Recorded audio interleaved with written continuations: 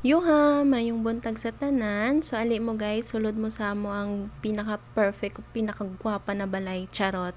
Excited ra kayo. Excited jud ko kayo na nag-video din niya sa amo ang balay kay di ko katuo na nahuman ra gyud amo ang balay sa akong partner. Nag-start man gud mi diri og tukod atong February 22, 2025. Tapos ang nagpanday pag gyud diri isa nga ko ang papa, no? So makita ninyo na yamo kusina, among sala.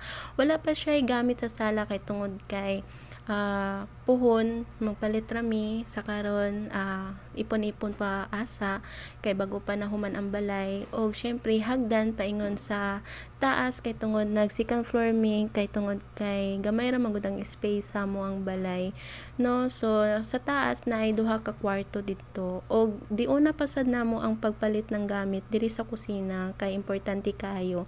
So na mo rice cooker, heater, tubig og butanganan ng plato og siyempre lutuan og sa CR gamit pud sa CR, so mao na siya perfect kayo, char.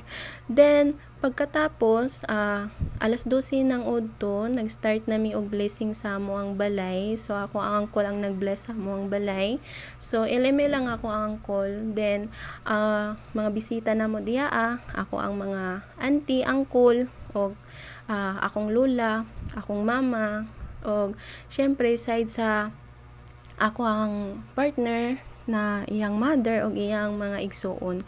So diha makita ninyo nag-start nami og blessing, then nag-bless mi sa taas sa amo ang terrace og sa amo ang kwarto. Then ang nag-prepare pod ng pagkaon sa amo ang pag-blessing isang akong mga auntie adto sila sa ubos nag plaster og pagkaon kay unya magchibugan na pod.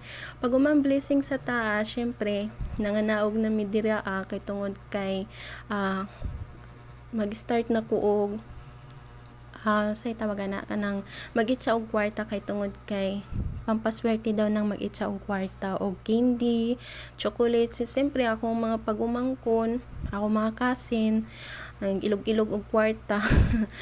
So bibo kayo mag-bless ng balay kay tungod kay kumpleto ang pamilya, kumpleto ako mga cousin na apod, tapos sa side sa akong partner kumpleto. So thankful og happy kayo. So maorat to siya. Next na is kainan na. So ali mo guys nga unta charot. So maorat to, bye.